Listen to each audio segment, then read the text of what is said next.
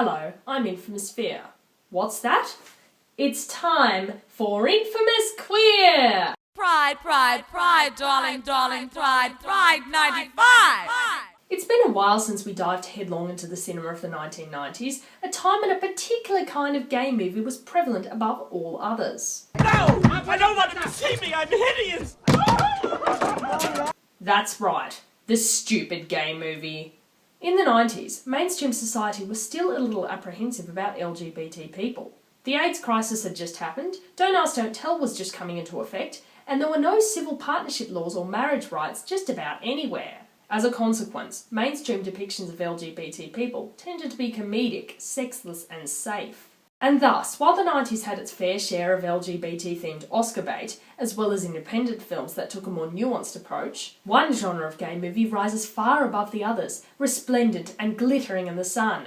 The stupid gay movie. And when you're talking about stupid gay movies, what better than a film that addresses the nature of gay movies in Hollywood at the time, starring one of the era's most prominent four Kevins. This is In and Out. You can't fool me, I saw you when you came out. Ah yes, In and Out. This 1997 film was written by gay screenwriter and playwright Paul Rudnick, the man responsible for the hilarious and genuinely lasting Jeffrey, a film I should probably be reviewing instead. It's also probably the only film ever that was inspired by Tom Hanks' Academy Award acceptance speech. In the Academy Award acceptance speech for Philadelphia, Tom Hanks inadvertently outed one of his teachers. I would not be standing here if it weren't for two very important men in my life, so two that I haven't spoken with in a while. But I had the pleasure of just the other evening, Mr. Raleigh Farnsworth, who was my high school drama teacher, who taught me that act well the part, there all the glory lies. And one of my classmates under Mr. Farnsworth, Mr. John Gilkerson. I mention their names because they are two of the finest gay Americans. This gave some people some ideas and, well, let's begin. In and Out tells the tale of Howard Brackett, a well-liked high school English teacher in the small town of Greenleaf, Indiana. Howard mentors students, helps coach the sports team, and previously taught the up-and-coming actor Cameron Blake, who has just been nominated for an Oscar for his part in a glorious piece of bait. An autographed copy of Beaches, starring Bette Midler. Give that back! Discharge! Dishonorable! Danny, I just don't know. Did I do the right thing? Ask him. Still a better movie than Philadelphia. Everyone in town is glued to the TV on Oscar night, eager to catch the moment when a local boy makes good, only to have their relations severely disrupted. So maybe I should thank someone else. To Howard Brackett from Greenleaf, Indiana. Oh, wow. Oh, wow. Oh. And he's gay. Suddenly, everything happens at once. Reporters flood to the town for some ungodly reason, while everyone worries that their involvement in Howard's upcoming marriage will turn out to be simply playing parts in a sham. His students are uncomfortable, and they're not the only ones. I'd be less than honest if I didn't tell you that I've gotten some calls from parents wondering if in fact you were a homeroom teacher? Everyone's relationship with Howard has changed overnight, including Howard's relationship with himself. In the midst of all this upset, an openly gay reporter named Peter comes to town, played by Tom Selleck, sans moustache. Peter somehow believes there's a story here and hovers around the town, waiting for something to slip. To cut a long story short, Howard either realises or stops denying he's gay after Peter kisses him in a way that very tenuously balances on the line between sweep you off your feet and sexual harassment. You kissed me. You noticed. This is not Los Angeles. What, people don't kiss in Greenleaf? Not at a intersection! Oh, hello, sweetheart. Mom! He then decides to come clean, unfortunately at his wedding, gets fired, and eventually gains the support of the town. And seeing as the end of this movie is just everyone dancing to the Village People, I think we can skip it. Much of this movie is what you'd expect. It's a real picture of people's ideas of homosexuality in the 90s. But man, think about it. I mean, like gay guys. I don't want to think about it. There's only 2 times where it's okay to do like gay stuff. 2 like emergency situations. What? Which situation? Prison when it's like a substitute, or guys in space. In other words, it's pretty bloody stupid. I get to the latest story. Michael Jackson getting married again. Yes, it is true. And this time he's made the perfect choice. Howard Brackett. Yes, Howard Brackett. Oh, come on. That's not even funny. Howard isn't a celebrity. He's just a random gay guy. That'd be like if Jay Leno made a joke about someone getting married to me. John Travolta's so gay, he decided to enter into a celebrity Scientology sham marriage with infamous Sphere. See? That's not even a joke. That's just a thing that exists. But while In and Out tries for a lot of predictable laughs, mostly based on Howard's stereotypically gay tastes, the basic premise of the movie may have come across as funny in 1997, but nowadays just seems desperately sad. There's 2 interpretations of Howard's character, and neither of them are particularly amusing. Here is a man who has never had awareness or understanding of his own sexuality, probably due to some kind of misguided idea that every man feels the same attractions and lack thereof that he feels. An idea one sometimes sees in fundamentalist Christians, who pride themselves on their ability to resist temptation without realising that gay sex is not much of a temptation for heterosexual men. Either that, or Howard is aware of what his attraction to men means, but is desperately trying to repress it for fear that his family will reject him and his community will distrust and hate him. And then, through the naive blundering of one of his former students, Howard is suddenly the target of ridiculously clamouring reporters who seem far too interested in the outing of a quiet small-town drama teacher. Again, Howard isn't a celebrity. He's not a politician who's touted the merits of family values. He's not a rabidly anti-gay preacher. Hell, he's never expressed an aggressively homophobic stance in his life. Therefore, why on earth is the outside world so obsessed with this man's sexuality? Should gays be allowed to handle fresh produce? I don't care. This aspect of the film seems ludicrous to modern eyes, but it happens to some extent in reality, often with disastrous results. However, being gay isn't particularly frightening to the average person, but being transgender still is. Therefore, this kind of muckraking journalism and invasion of privacy is far more commonly directed towards transgender teachers. And unlike an In and Out, where Peter's appearance in the town causes a fuss but ultimately helps Howard in the long run, this kind of persistent hounding and denial of a vulnerable person's right to privacy is more likely to result in tragedy. It's hard to laugh at In and Out's storyline when there's a very real cost to digging too far into the personal lives of LGBT people.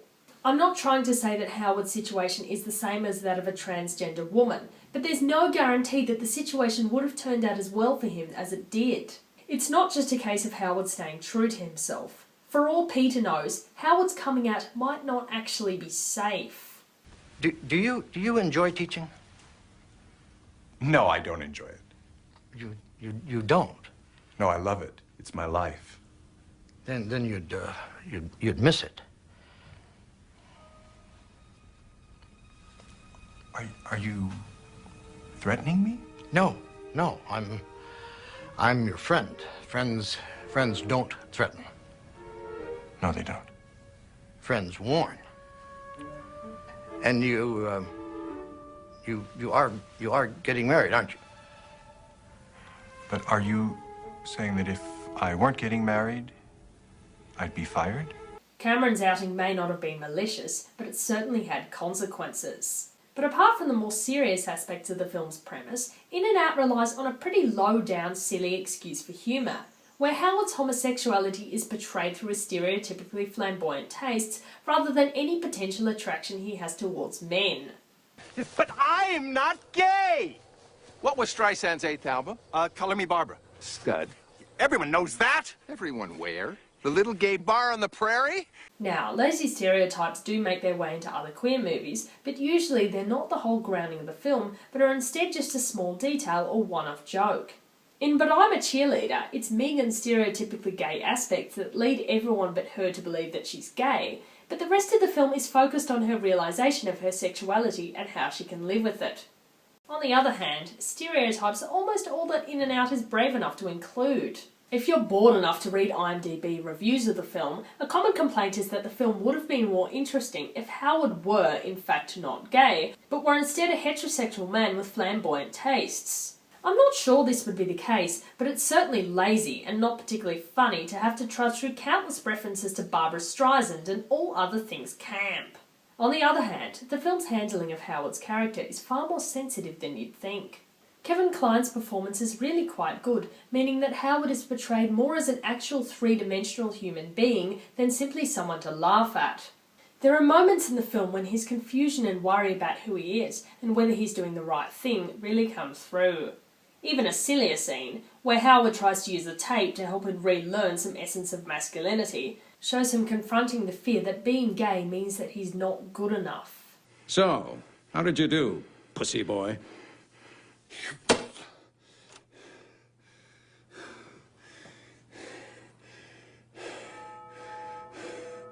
Also, he's the main character rather than a prop, and his life is never forced to take a back seat to being someone else's magical queer.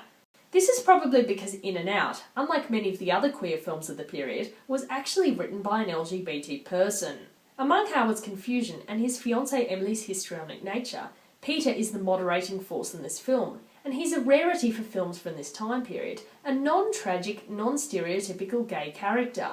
There's a certain level-headed nature that comes with personal experience that shines through in Peter's character, and his matter-of-fact discussion of his sexuality. He functions both as a mentor to Howard and as an example of what his life could be.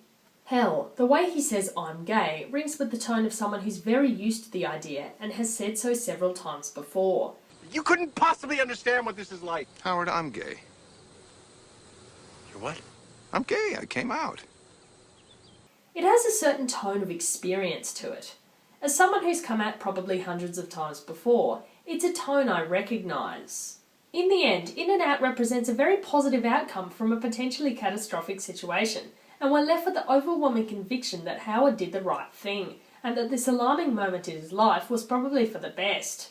Considering other depictions of closeted gay men struggling with the stagnant mess their life has become, a non-comedic version of Howard's life could have gone a very different way. While watching the film, one is struck by the idea of how far we've come as a society, while in the same thought being reminded that we haven't really come that far at all. Well, this is the first gay movie, if you want to call it that, and I'm sure that they're not positioning it that way in the ads, that is aimed right at a broad middle American audience. This is a sitcom, and basically, yes, frankly. Yes, but it also deals right straight in your eyes with, one of the horrors of gays, that they're going to use the school system to poison all of the world. It's still possible to be fired for your sexual orientation in many places in the world, let alone to be vilified by a small town for daring to deviate from the heterosexual cisgender norm.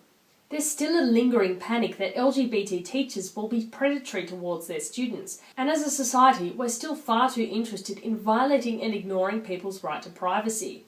If this film were made today, the outcome for Howard may not have necessarily been much different. In many circumstances, it's still legal to be fired in the state of Indiana for being gay, but I can say one thing: his situation probably wouldn't be considered funny.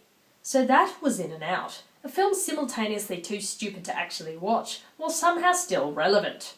Should you watch it? Well, it's less maudlin and insulting than Philadelphia, and far less insufferable than some of the 90s more flamboyant offerings. As someone who's almost dangerously allergic to camp, this can't be anything other than a good thing. It's an easy watch, Kline and Selleck perform well, and it's fun to see a few familiar faces, such as Sammy from Southland long before he joined the LAPD, but in the pantheon of funny films, or good films, it doesn't really reach soaring heights. Jeffrey, on the other hand, has Patrick Stewart dating Sal from Mad Men, so you should probably just watch that instead. And now, if you'll excuse me, I've got to go. I've just realised I've never seen any Barbra Streisand movies. Clearly it's time to continue that trend. It's time I faced it, don't wanna waste it, I could run away, but that's just not my style, and I think that I just might stay here a while. Oh, so lovely.